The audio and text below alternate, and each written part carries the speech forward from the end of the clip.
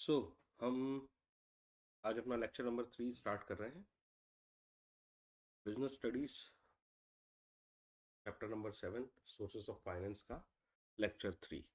दो lecture already uploaded है, playlist में जाओ और बिजनेस स्टडीज में देखोगे तो चैप्टर नंबर 7 के दो लेक्चर्स ऑलरेडी हैं। अगर पहले वो नहीं देखे हैं तो पहले वो देख लो, उसके बाद हम ये टॉपिक स्टार्ट करेंगे। Sources of funds. देखो, एग्जाम में ये टॉपिक तुम्हें याद करना है, इट्स अ वन पार्ट। एक और बात ये है कि ये जो भी चीज़ें हम यहाँ पढ़ने वाले हैं, स्पेशली इस टॉपिक को, आज के लेक्चर को, ये थ्रू आउट जब तक तुम पढ़ाई करोगे और इवन आगे जब काम करोगे तो इन सारी टर्मिनोलॉजी से तुम्हारा रोज़ इंटरेक्शन होगा। और ये टर्मिनोलॉजीज तुम्हें सीखनी है पहले तो कई सालों तक, और उसके बाद फिर इनका कई सालों तक इस्तेमाल करना है। ये तुम्हारा पहला लेक्चर है इसका, ऐसा मैं मान रहा हूँ। थोड़ा बहुत नॉलेज है हर चीज़ का, और मैं यहाँ भी बहुत बेसिक से ही शुरू कर रहा हूँ। मैं कोई बहुत पूरा सब समझाने नहीं वाला, क्योंकि ये सब पढ़ने में तुम्हें सालों लगने वाले हैं। ठीक है, तो मेरा इंटेंशन बहुत सिंपल है कि कुछ कोर चीज़ें तुम्हारे दिमाग में आ जाएं कंसेप्चुअली, जिसको आप एज अ कंसेप्ट आगे यूज़ कर पाओ। राइट,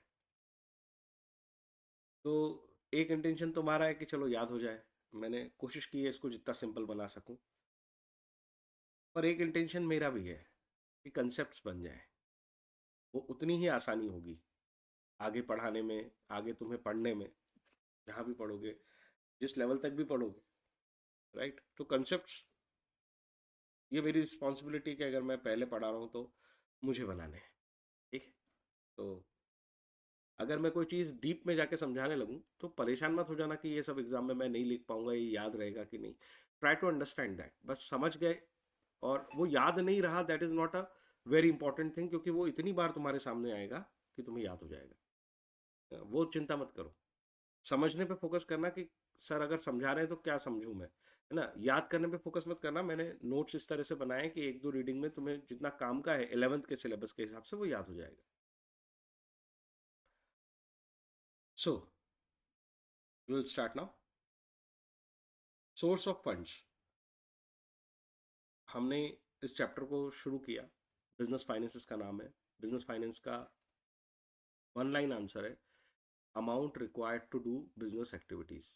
बिजनेस की जो वेरियस एक्टिविटीज़ हैं उनको करने के लिए हमें पैसों की ज़रूरत होती है, और वही पैसे हमारा बिजनेस फाइनेंस कहलाता है। उसका नेचर पढ़ लिया, उसका सिग्निफिकेंस पढ़ लिया, ये मेरे पिछले दो लेक्चर्स में है, इसलिए वो बेस समझ में आना चाहिए। अब वो जो पैसा चाहिए वो आएगा कहाँ से, बिजनेस को पैसा कहाँ से मिलता है, या क्या ऑप्शन है उसके पास पैसे लेके आने के। तो बेसिकली उसके पास दो ऑप्शन है पैसे लाने के लिए। पहला ऑप्शन है ऑनर्स फंड, दूसरा ऑप्शन है बोरोड फंड। दो ही कैटेगरी है।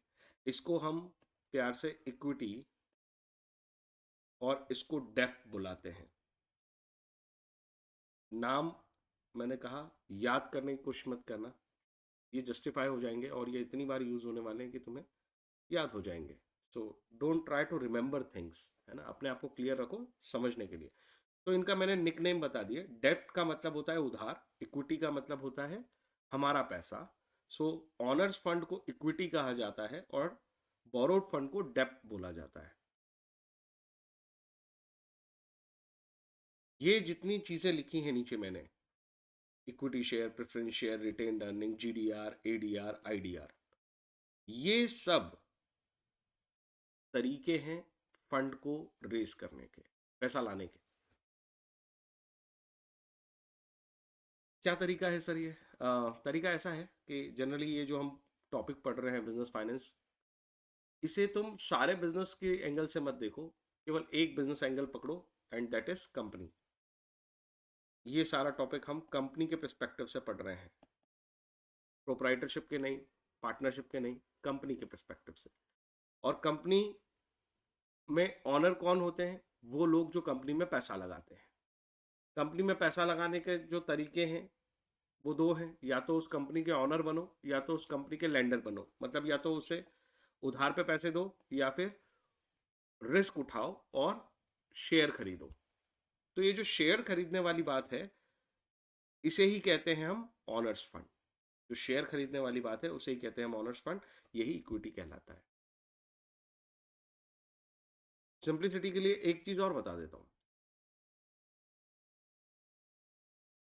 ताकि तुम आगे समझ पाओ। ये सब पैसा रेस करने का तरीका क्या होता है। देखो, पैसा रेस करने का तरीका इतना सिंपल है कि तुम्हारी कंपनी है, ठीक है, और यहाँ पे कई सारे लोग हैं जो कंपनी में पैसे लगाना चाहते हैं, ठीक है, मल्टीपल लोग हैं। कंपनी इन्हें कुछ देगी और पैसे लेगी। ऑब्वियसली पैसे ले रहे हैं तो कुछ तो देना ही पड़ेगा ना। तो फंड तो इनसे ले लिए, इन्हें क्या मिलेगा? इन्हें मिलेगा शेयर। सर ये शेयर कैसे मिलता है, कैसा दिखता है?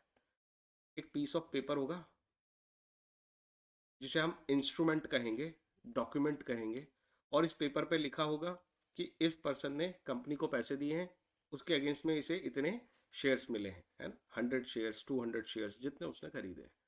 तो इस पीस ऑफ पेपर को हम इंस्ट्रूमेंट बोलते हैं, और यही इक्विटी शेयर्स है, अगर वो इक्विटी शेयर्स लेता है तो। ये जितने टॉपिक हम पढ़ने वाले हैं सब में यही फ्लो दिमाग में बना लो कि लोग फंड दे रहे हैं कंपनी को और कंपनी उसके अगेंस्ट डेफिनेटली कोई इंस्ट्रूमेंट इशू कर रहा है, और ये जितने नाम हम पढ़ने वाले हैं ये equity shares, preference shares, retained earning. Retained earning थोड़ा अलग चीज़ है, मैं इसको समझाता हूँ। रिटेन्ड अर्निंग को छोड़ दो, बाकी ये जितने नाम दिख रहे हैं तुम्हें, GDR, ADR, IDR, equity share, preference shares, ये सब के सब इंस्ट्रूमेंट्स हैं। ये इंस्ट्रूमेंट है, इंस्ट्रूमेंट है, इंस्ट्रूमेंट है। इंस्ट्रूमेंट का मतलब तुम समझ गए, वो पीस ऑफ पेपर, वो डॉक्यूमेंट जो कंपनी ने इशू किया है, कंपनी ने दिया है, इशू किया है, दिया है, इसको शेयर होल्डर को या उस पर्सन को जिससे उसने फंड लिया है। क्यों दिया है? एक्नॉलेज करने के लिए कि मेरे पास आपका फंड है और आपके पास हमारी कंपनी से रिलेटेड ये राइट्स होंगे। जैसे कि शेयर होल्डर को वोटिंग राइट मिलते हैं, वो लोग डिसीजन मेकिंग करते हैं।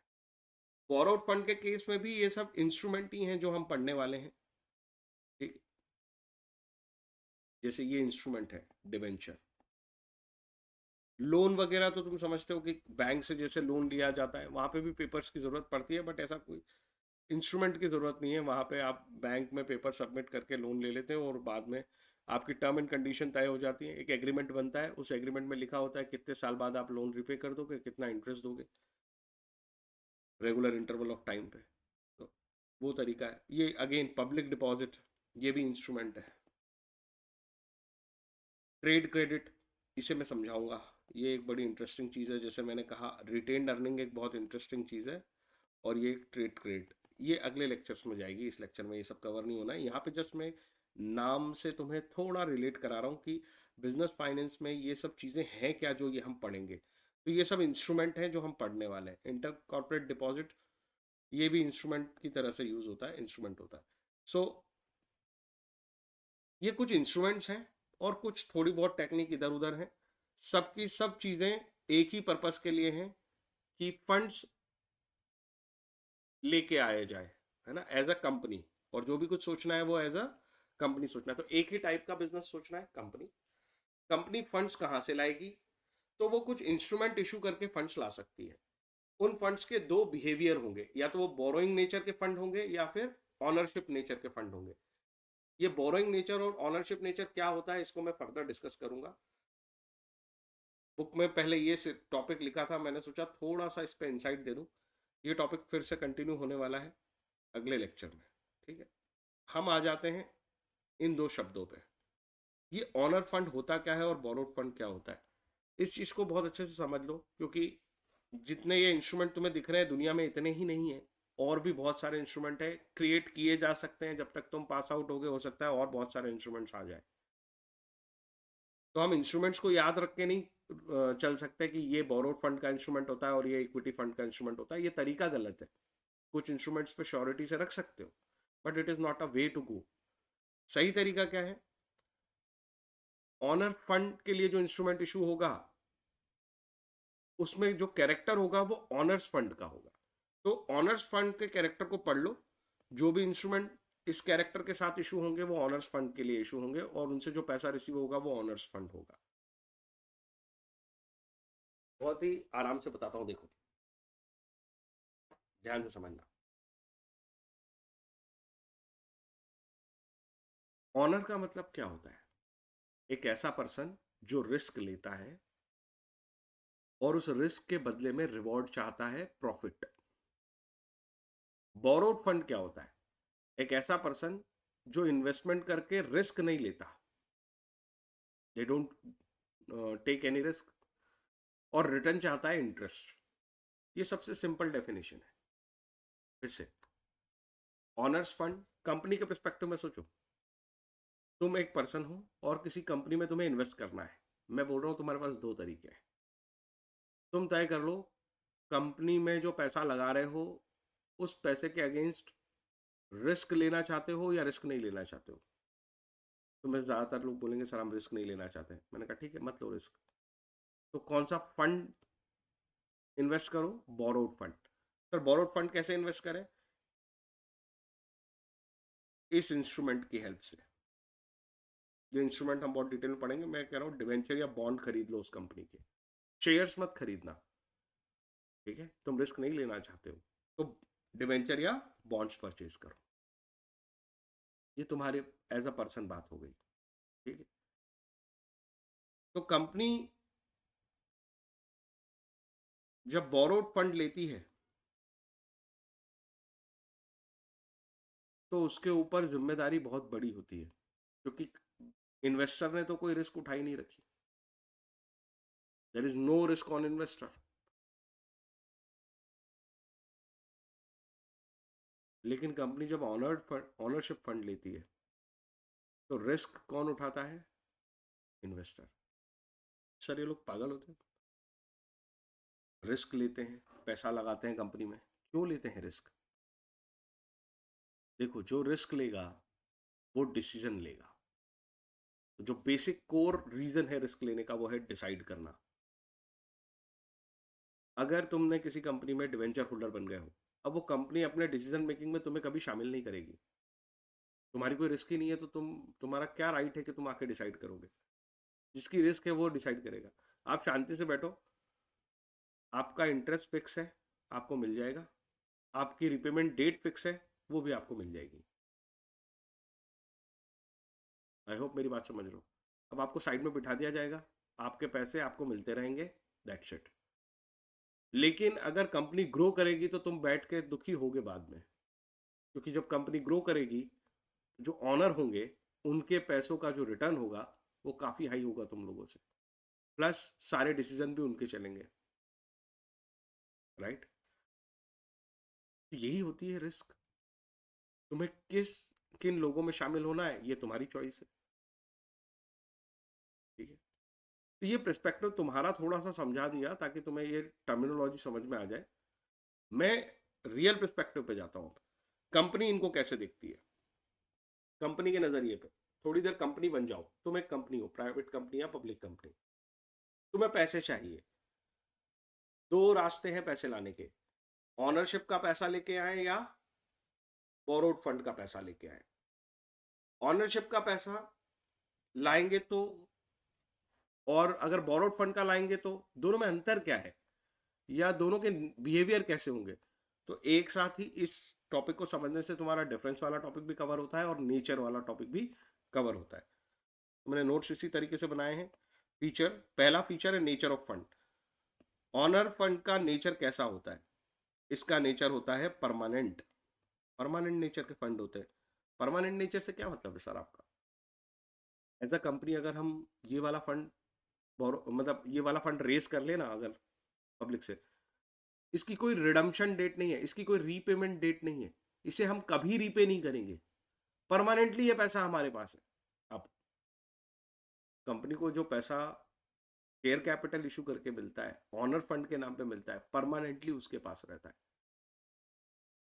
ये कभी रीपे नहीं होगा। तो सर वो जिन्होंने पैसा दिया है वो पागल है? नहीं, उन्हें कुछ भी रीपे नहीं मिलेगा। मेरी बात समझना, आज उन्होंने 10 लाख रुपए दिए, ये 10 लाख हम उन्हें वापस नहीं देंगे। लेकिन ये 10 लाख जब हम बिजनेस में लगाएंगे और बिजनेस इन पैसों को कमाएगा, इन पैसों से फर्दर कमाएगा, प्रॉफिट कमाएगा, वो प्रॉफिट उनको बिलोंग करेगा। पर वो ये 10 लाख कभी हमसे मांग नहीं सकते और ना हमारे ऊपर ऑब्लिगेशन है कि हमें उन्हें ये देना है। उनका और हमारा रिलेशन जो बना है वो रिटर्न बेसिस पे है सिर्फ। रिटर्न मतलब जो रिवॉर्ड मिलेंगे, इस प्रॉफिट्स वगैरह जो भी कंपनी कमाएगी वो उनको ही बिलोंग करता है। और कंपनी में डिसीजन मेकिंग भी सब वही करेंगे, कंपनी तो आर्टिफिशियल पर्सन है। तो हम इन्हें रियल ऑनर बना रहे हैं। ओके, हम इन्हें रियल ऑनर बना रहे हैं। ठीक। ऑनर फंड परमानेंट नेचर के होते हैं, बोरोड फंड टेम्पररी नेचर के होते हैं। ये टेम्पररी नेचर क्यों है? हमने जो फंड रेज किया अगर वो बोरोड फंड नेचर का है, इसका मतलब ये होगा हमेशा कि आपके पास एक लिमिटेड पीरियड ऑफ टाइम तक के लिए फंड अवेलेबल है। 5 साल बाद, 10 साल बाद आपको ये पैसा लौटाना पड़ेगा। आप इसे परमानेंटली नहीं रख सकते। तो जब हम किसी से लोन लेते हैं या किसी को डिवेंचर इशू करते हैं, उसकी एक रीपेमेंट डेट होती है, उस डेट तक उसे रीपे करना पड़ेगा। आज अगर 10 लाख लिए तो 10 लाख लौटाने पड़ेंगे 5 साल में या 10 साल में, अगर आप डिवेंचर इशू करके पैसा लाते हो या लोन से पैसा लाते हो। लेकिन अगर आप शेयर इशू करके पैसा लाते हो तो आप ऑनर्स फंड लाते हो और परमानेंट पैसा आपका है, वो 10 लाख आपको कभी नहीं लौटाने। रिवॉर्ड चाहिए, दोनों को चाहिए, पर एक का पैसा लौटाना है, एक का पैसा नहीं लौटाना है। बोरोड फंड को रीपे करना पड़ेगा। देखो क्या लिखा है, temporary nature capital. Borrowed fund किस तरह की कैपिटल है? Temporary nature capital since required to be repaid after specified term. अगर कोई बच्चे इस कैपिटल वर्ड से कंफ्यूज हो रहे हैं, 11th में हो, पहली पहली बार सुनते हो तो तुम्हें लगता है कैपिटल का एक ही मीनिंग होता है, नहीं, ये नेचर लिखा है capital, it is not fund invested bye honour. Capital means long term, यहां कैपिटल का मतलब है लॉन्ग टर्म। सो बोरोड फंड मतलब इस तरह का लॉन्ग टर्म फंड है जो हमें रीपे करना पड़ेगा आफ्टर स्पेसिफाइड टर्म। स्पेसिफाइड मतलब जो भी एग्री हुई थी पैसे लेते समय, 6 साल 10 साल, उतनी टर्म के बाद आपको ये पैसा रीपे करना पड़ेगा। इसका मतलब ये टेम्पररी नेचर का है, जबकि ऑनर फंड परमानेंट नेचर के होते हैं। इन्हें they are not required to be refunded, इनकी कोई रीपेमेंट डेट नहीं होती। आई होप ये बात सबको समझ में आ गई। तो नेचर हमने पढ़ लिया, यहीं पे डिफरेंस भी कवर होते जा रहे हैं। कंट्रोल की बात करते हैं। जब भी इन्वेस्टर कंपनी में ऑनर्स फंड की तरह से पैसा लगाते हैं तो वो कंट्रोल एक्वायर करते हैं। They have a right to control over the management. और यहाँ पे कंट्रोल कैसे किया जाता है? डायरेक्टर्स का इलेक्शन होता है और एक बॉडी बन जाती है बोर्ड ऑफ डायरेक्टर। जैसे तुम गवर्नमेंट में एमपी और एमएलए का इलेक्शन करते हो और स्टेट गवर्नमेंट या सेंट्रल गवर्नमेंट बन जाती है, फिर उस वो बॉडी ही पूरा गवर्न करती है। पर उस बॉडी के लोगों को यहाँ पे ऐसा है कि हम कभी भी हटा सकते हैं और ला सकते हैं। ये हम का मतलब हम है, हम मतलब मैं नहीं हूं, अकेले की बात नहीं है, कलेक्टिव डिसीजन होता है। कलेक्टिव डिसीजन की हेल्प से किसी डायरेक्टर को हटाया जा सकता है या लाया जा सकता है। और कलेक्टिव डिसीजन कभी भी अकेले बैठ के नहीं लिए जाते, मीटिंग में लिए जाते हैं। तो कंपनीज में मीटिंग होती है और उन मीटिंग्स में डायरेक्टर्स को रखा जाता है, डायरेक्टर्स को निकाला जाता है, बस। डायरेक्टर बाकी कंपनी चलाते हैं। तो डे टू डे अफेयर्स में शेयर होल्डर का कोई रोल नहीं है, डायरेक्टर को रखने और निकालने का है। जैसे गवर्नमेंट रोज जो काम करती है उसमें हमारा रोल नहीं है, पर गवर्नमेंट को सिलेक्ट करने में या इलेक्ट करने में हमारा रोल है, राइट? वैसा ही डेमोक्रेटिक स्ट्रक्चर है कंपनी का भी, जैसा हम गवर्नमेंट के लिए फॉलो करते हैं, है ना, अप्रॉक्स। जिन्होंने मेरे से चैप्टर नंबर 2 पढ़ा है वो इस चीज को अच्छे से समझते हैं, मैंने बहुत डिस्कस किया है।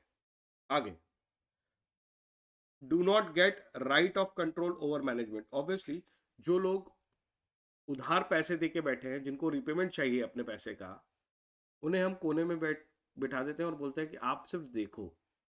मैनेजमेंट में आप कोई पार्टिसिपेशन नहीं करोगे, उनको मीटिंग में नहीं बुलाया जाएगा, इनका कोई इन्फ्लुएंस नहीं होता डायरेक्टर्स पे। ये इन लोगों के पास कोई राइट नहीं है कि वो डायरेक्टर्स का इलेक्शन करे और हटा दे। ठीक है, तो दो बातें मैंने बताई।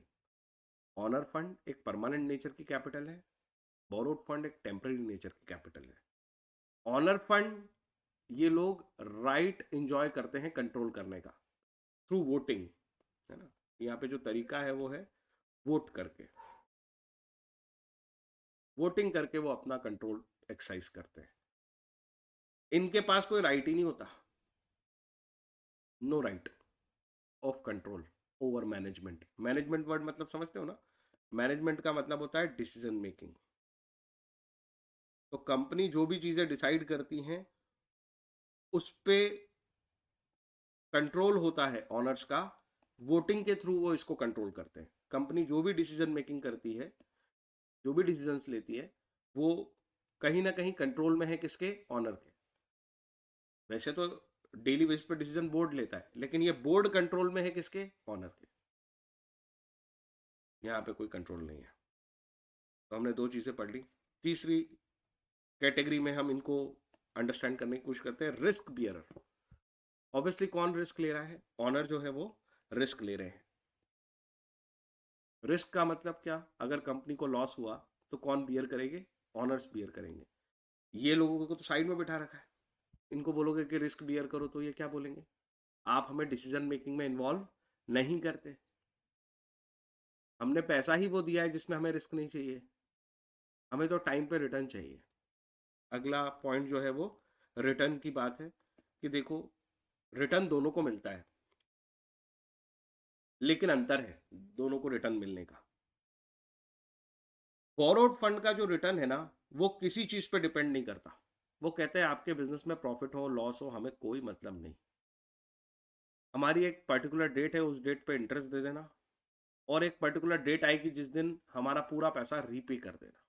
जैसे बैंक से हम लोन लाते हैं, तो आपके पर्सनल फाइनेंशियल हालात क्या है, बैंक को इससे लेना देना नहीं है। आपने उनसे लोन लिया है, जिन शर्तों पे लोन लिया है उस शर्तों के अनुसार आप उनको इंटरेस्ट पे करते जाओ, इंस्टॉलमेंट पे करते जाओ, मतलब उनका रीपेमेंट करते जाओ। ऐसा ही कंपनी जब बोरोड फंड उठाती है तो कंपनी को अपने प्रॉफिट प्रॉफिट का कोई रोना नहीं रो सकती उन लोगों के सामने कि हमें प्रॉफिट नहीं हो रहा है, हमें तो लॉस हो रहा है, अभी तो बुरे हाल चल रहे हैं, आप अभी मत लो पैसे। ऐसा नहीं हो सकता। वो लोग केस कर देंगे कोर्ट में जाके, आपकी असेट वसेट बिक जाएगी। बात समझ में आई।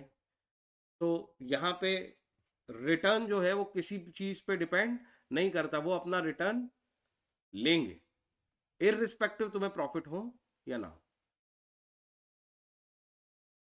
ऑनर लोग तो बेचारे इन्हीं की कंपनी है, अगर प्रॉफिट नहीं होंगे तो ये कहाँ से रिटर्न लेंगे। ये तो अभी हमने पढ़ा कि ये तो रिस्क पे बैठे हैं ना, लॉस होंगे तो भी यही लोग बियर करेंगे। रिस्क का मतलब ही होता है चांस ऑफ लॉस, इन्हीं को बिलोंग करता है।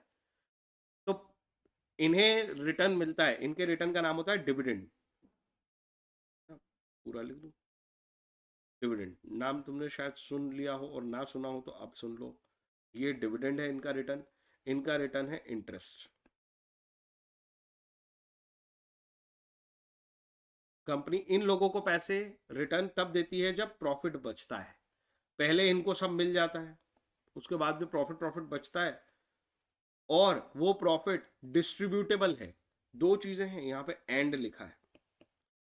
सिर्फ प्रॉफिट बचना काफी नहीं है, प्रॉफिट बचा है और डिस्ट्रीब्यूटेबल है, तो फिर इन्हें रिटर्न मिलेगा। सर ये डिस्ट्रीब्यूटेबल अलग से क्या है, प्रॉफिट बचा है ना, दे दो इनको, अगर फ्यूचर में उस प्रॉफिट की जरूरत है तो। सर ये कौन डिसाइड करेगा कि फ्यूचर में जरूरत है या नहीं, बोर्ड ऑफ डायरेक्टर डिसाइड करेंगे। और बोर्ड ऑफ डायरेक्टर रहेंगे या नहीं रहेंगे इसे ऑनर डिसाइड करेंगे, पर अकेले नहीं, कलेक्टिवली। सबकी कलेक्टिव डिसीजन होनी चाहिए। कलेक्टिव डिसीजन का मतलब ये नहीं होता कि सबकी हाँ होनी चाहिए। कलेक्टिव डिसीजन का मतलब होता है कि मीटिंग करो, उसमें वोटिंग करो, और मेजोरिटी से अगर आपने कोई चीज़ डिसाइड कर ली तो वो डिसाइड हो गई। इसको बोलते हैं कलेक्टिव डिसीजन। इस तरीके से बोर्ड ऑफ डायरेक्टर पे कंट्रोल होता है। और ये बाकी की सब चीज़ें बोर्ड ऑफ डायरेक्टर तय करते हैं कि भाई डिविडेंड बांटना है नहीं बांटना है, कितना बांटना है, हमारे पास कितना डिस्ट्रीब्यूटेबल प्रॉफिट है। ये सब उनके राइट में आता है, बोर्ड ऑफ डायरेक्टर्स के। राइट। सो थोड़ा डीप जाएगा, मैं कह रहा हूँ ना, कभी कभी समझाते समझाते बोल इसलिए रहा हूँ। इस लेक्चर को एक या दो बार देखोगे, आगे भी कभी जब तुम्हें ये कंसेप्ट आएगा ना तो ऐसा कुछ लगेगा दिमाग में, हाँ हाँ ऐसा कुछ पढ़ा तो है कहीं, तो इसलिए बोल रहा हूँ। थोड़ा बहुत तो मुझे आगे डीप में जाना पड़ेगा, लेकिन तुम्हारे याद करने के लिए मैं बार बार तुम्हें समेट देता हूँ। देखो, तुम्हें याद केवल कितना रखना है, ऑनर फंड और बोरोड फंड मीनिंग भी चल रहे हैं और डिफरेंस भी अपने आप कवर हो रहा है। ऑनर फंड परमानेंट नेचर का पैसा होता है क्योंकि अभी हमें इसे कभी रीपे नहीं करना होता, ये है तुम्हारे काम की बात, इतनी याद रहेगी, बात खत्म। बोरोड फंड टेम्पररी नेचर का फंड होता है क्योंकि इसकी एक रीपेमेंट डेट होती है और उस स्पेसिफाइड पीरियड के बाद हमें इसे रीपे करना होता है। कंट्रोल ऑनर्स फंड जो लोग प्रोवाइड करते हैं, मतलब इस फंड के प्रोवाइडर मैनेजमेंट पे कंट्रोल एक्सरसाइज करते हैं, उनका राइट होता है। बोरोड फंड का कोई राइट नहीं होता मैनेजमेंट के ऊपर, यहाँ मतलब इनके पास कोई कंट्रोल नहीं होता। रिस्क ऑब्वियसली जो कंट्रोल कर रहा है वो ही रिस्क लेगा, जो कंट्रोल नहीं कर रहा है वो रिस्क नहीं लेगा। डिपेंडेंसी ऑफ रिटर्न, प्रॉफिट पे कौन किसके रिटर्न डिपेंड है, अगर प्रॉफिट होगा तो रिटर्न मिलेगा, अगर प्रॉफिट नहीं होगा तो रिटर्न नहीं मिलेगा। ऐसा किसकी डिपेंडेंसी है, ऐसी डिपेंडेंसी है ऑनर्स की। और ये जो बोरोड फंड देने वाले जो लोग हैं या जो हमने बोरोड फंड लिया है, इस पे तो हमें एज अ कंपनी रिटर्न देना ही देना है, भले हमें प्रॉफिट हो या ना हो। तो यहां प्रॉफिट पे डिपेंडेंसी नहीं है। इस तरीके से तुम्हें याद रखना है, दैट्स इट। इससे ज्यादा डीप में लिखने की जरूरत नहीं है आंसर में। सुन एक बार इसलिए लो ताकि थोड़ा कनेक्शन बना पाऊं यहाँ पे, फिर अगला टॉपिक पढ़ाऊंगा तो फिर मुझे उस कनेक्शन की जरूरत पड़ेगी। Okay. Security requirement to raise funds, ये सिक्योरिटी क्या होता है, मतलब सेफ्टी। अगर हम बैंक में लोन लेने जाते हैं तो बैंक वाले कई बार हमसे कहता है कि आपको मैं लोन दे रहा हूं, आप मुझे कल 10 साल के लिए लोन है, कल को आपने पैसे देने बंद कर दिए, मैं अपने पैसे कैसे रिकवर करूंगा, मुझे कुछ सिक्योरिटी जमा कर दो, लैंड एंड बिल्डिंग के पेपर दे दो, कोई एफडी दे दो, इसको सिक्योरिटी बोल रहे हैं। ऑनर्स फंड के केस में कोई सिक्योरिटी की जरूरत नहीं होती, वो तो रिस्क ले रहा है ना, वहां कोई सिक्योरिटी नहीं है। तो no security is required to raise owners fund. ठीक है। एज अ कंपनी हम शेयर इक्विटी शेयर कैपिटल और ये सब इशू करेंगे ऑनर फंड इकट्ठा करने के लिए, हमें कोई सिक्योरिटी नहीं देनी होगी। लेकिन जब हम बोरोड फंड लेने जाएंगे तो जनरली, जनरली का मतलब समझते हो ना, ये बहुत इंपॉर्टेंट वर्ड होता है। जनरली का मतलब होता है most of the times, but not always. हम गारंटी नहीं ले रहे कि हमेशा ही सिक्योरिटी होती है, यहाँ पे अगर मैं जनरली लिख रहा हूँ, पर ज्यादातर केसेस में बोरोड फंड तभी रेस कर पाते हैं जब हम कुछ सिक्योरिटी देते हैं। और सिक्योरिटी में क्या दी जाती है, अभी मैंने एग्जांपल के लिए तुम्हें बताया था, लैंड एंड बिल्डिंग, एफडी, मतलब आप असेट्स की बात कर रहे हो। तो कंपनी के केस में फिक्स असेट्स की बात होती है। फिक्स असेट्स पे एक तरह से फिक्स असेट्स को आपने गिरवी रख दिया है ना, उसमें प्लेज क्रिएट कर दी है। तो कल को अगर कंपनी बोरोड फंड को रिपे नहीं कर पाएगी, इंटरेस्ट नहीं रिपे कर पाएगी, या जब उसका मैच्योरिटी आ जाएगा उसे रिफंड नहीं कर पाएगी फंड, जो बोरोड फंड है उसे, तो बैंक या डिवेंचर होल्डर जो भी लोग हैं जिन्होंने आपको पैसे दिए थे, वो कोर्ट जाएंगे, ये असेट सब आपकी बिक जाएंगी और उनको पैसे मिल जाएंगे। ये होता है कि आपने एज अ सिक्योरिटी असेट्स को रखा था, वो लोग सेफ फील करें कि उनका पैसा हम यूज कर रहे हैं उधार पे, तो हम उनका पैसा वापस करेंगे। सो कितने ग्राउंड हैं जिसपे आपको इसके डिफरेंस और ऑनर फंड और बोरोड फंड को ध्यान रखना है, और ये हमेशा याद रखना है, हमेशा मतलब हमेशा। आज से ये समझ लो कि तुम्हारे लिए ये अकाउंट्स के लिए भी बहुत काम का है, ये बिजनेस के लिए भी काम का है, ये तुम्हारे बहुत सारे सब्जेक्ट्स में, लॉ में आगे जाके लॉ पढ़ोगे तो कंपनी लॉ पढ़ना पड़ेगा, कंपनी लॉ में भी ये बहुत काम का है, टैक्स में भी बहुत काम का है। तो जितने सब्जेक्ट्स तुम्हें पढ़ने हैं सब में काम की बात है, क्योंकि कंपनी के ऊपर ये सारे सब्जेक्ट्स अप्लाई होते हैं। कंपनी को अकाउंटिंग भी करनी है, कंपनी को टैक्स भी भरना है, कंपनी को ऑडिट भी करना है, कंपनी को जितने सब्जेक्ट्स कॉमर्स फील्ड में तुम पढ़ने वाले हो वो सारे सब्जेक्ट कंपनी पे अप्लाई होते हैं। और कंपनी का ये बहुत बेसिक सी बात है कि कंपनी पैसे कहाँ से लाती है, तो हर सब्जेक्ट पे इसका इम्पैक्ट जाने वाला है। कंपनी पैसे ऑनर्स से लाती है या बोरोइंग से लाती है, तरीके दो ही हैं, इंस्ट्रूमेंट ढेरों हो सकते हैं। ऑनर्स से पैसे लाने का मतलब क्या है, ऑनर्स से पैसे लाने का मतलब है, ऑनर्स फंड के सारे फीचर एक साथ पढ़ लो। परमानेंट पैसा लाए हो, इस पैसे पे रिस्क उठा रखी है इन्वेस्टर ने, इसलिए वो जिसने रिस्क उठा रखी है वो आपके बिजनेस को कंट्रोल करेगा, उसके रिटर्न डिपेंड करेंगे। प्रॉफिट होगा तो उसे रिटर्न मिलेगा, प्रॉफिट नहीं होगा तो उसे रिटर्न नहीं मिलेगा, उसका पैसा जो है उसके अगेंस्ट कोई सिक्योरिटी नहीं देनी पड़ती कंपनी को। तो एक कॉलम वाइज पढ़ लोगे अगर ऑनर्स फंड को, तो अकेला ऑनर्स फंड का आंसर हो गया तुम्हारा कि ऑनर्स फंड होता क्या है। इन ग्राउंड्स के ऊपर डिस्कस कर दो, नेचर पे मतलब परमानेंट है या टेम्पररी, कंट्रोल पे, रिस्क पे, डिपेंडेंसी पे और सिक्योरिटी पे, इतनी चीजों पर डिस्कस कर दो तो तुम्हारा ऑनर्स फंड हो जाएगा। इतनी चीजों पे बोरोड फंड को डिस्कस कर दो और डिफरेंस लिखना है तो इन्हीं ग्राउंड पे डिफरेंस लिख दो। तो मतलब मेनली तुम्हें ये ग्राउंड दिमाग में रखने चाहिए बस, बाकी चीजें तुम्हें याद आएंगी, है ना। और एक दो रीडिंग में वो सेट हो जाएंगे कि ठीक है ऑनर्स फंड को लेके तुम्हारी एक you can say psychology create हो जाएगी और बोरोड फंड को लेके भी तुम्हारी एक साइकोलॉजी क्रिएट हो जाएगी। और ये साइकोलॉजी क्रिएट हो जाना चाहिए क्योंकि बहुत सारे सब्जेक्ट्स में हमें इसकी जरूरत पड़ेगी। वहां पे सीधा ऑनर्स फंड लिखा होगा तो हमें इसको ये सारे कैरेक्टर दिमाग में लाइन से आ जाने चाहिए। परमानेंट पैसा है, ऑनर जो है बिजनेस को कंट्रोल करते हैं, इसके अगेंस्ट कोई सिक्योरिटी नहीं है, प्रॉफिट होगा तो ही हम रिटर्न देंगे, ऐसा दिमाग में आ जाना चाहिए पूरा फ्लो। बोरोड फंड है तो दिमाग में आ जाना चाहिए कि भैया इनको तो पैसे देने ही पड़ेंगे किसी भी हाल में, ये टेम्पररी पैसा है, एक पीरियड बाद इनको पैसा लौटाना पड़ेगा, प्रॉफिट हो ना हो इससे फर्क नहीं पड़ता, इंटरेस्ट तो देना ही पड़ता है, इंटरेस्ट तो देना ही पड़ता है। बोरोड फंड लेने के लिए जनरली हमें सिक्योरिटी प्रोवाइड करनी पड़ती है ताकि वो लोग सेफ फील करें। तो ये इसका फ्लो ऐसे बनना चाहिए बस, और इनका डिफरेंस लिखना है। तो अगले टॉपिक में हम इसमें इनके एग्जाम्पल्स और पढ़ सकते हो। अगले टॉपिक में मैं इसी को कवर करने वाला हूँ। तो शेयर्स से रिलेटेड जितने भी इंस्ट्रूमेंट हैं जैसे इक्विटी शेयर, प्रेफरेंस शेयर, ये ऑनर फंड में आते हैं।